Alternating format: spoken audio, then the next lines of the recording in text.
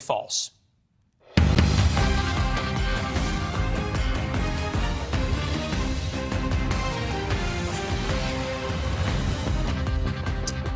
I'm Leland Vittert. Good evening. Tonight we are learning the Taliban is beating American citizens throughout Kabul as they try to get to the airport for evacuation flights.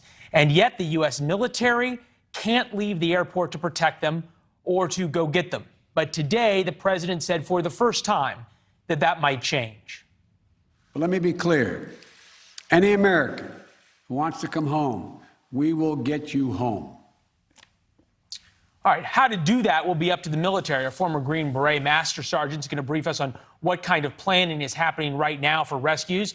You can see Politico White House reporter Natasha Korecki is with us to talk about the worst week of the Biden presidency and how they plan to course correct. Kelly Meyer also in Washington with the massive disconnect between the president's speech today and the ground truth in Afghanistan. But we start with Holly McKay, just across the Afghanistan-Uzbekistan border, and thankfully now safe and out of Afghanistan. Holly, I know it was a tough decision to leave. Tell us how that came to be and what you're hearing from the other side of the border. Yes, Lily, it was a tough decision to leave, but you have to take that window, I think, when it comes. So I was in the north for a while in Mazar, and it was just very difficult. We were completely isolated. Taliban had complete control of the place. There was very little chance that we could get back to Kabul to even fly out if we wanted to.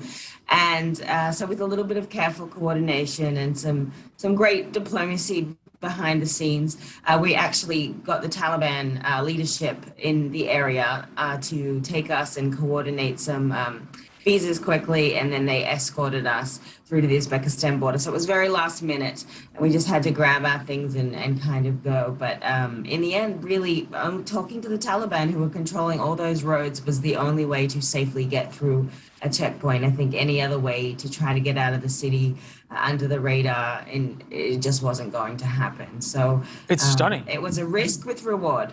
Well, everything over there is a risk-reward calculation. We're glad that you're safe and you're out.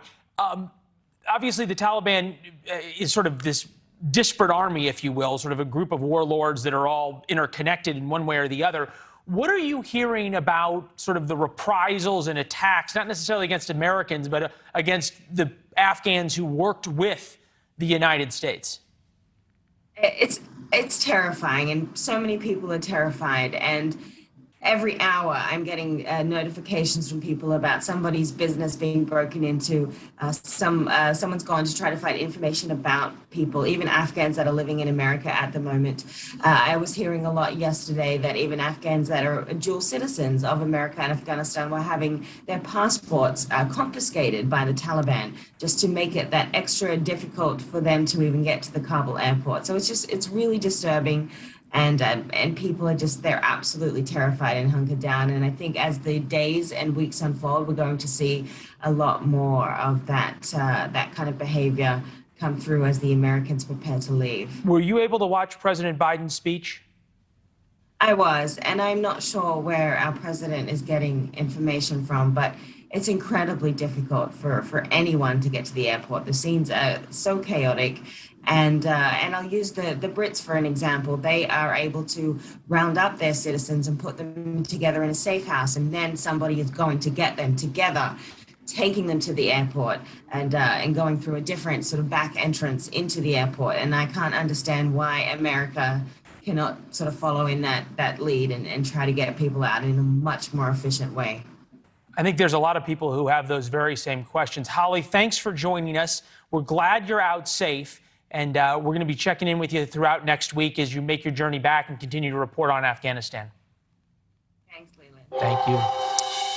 Well, when the President of the United States speaks, the world listens. Our allies listen. Our enemies listen. American men and women in uniform listen for leadership from their commander-in-chief. And Americans listen for leadership.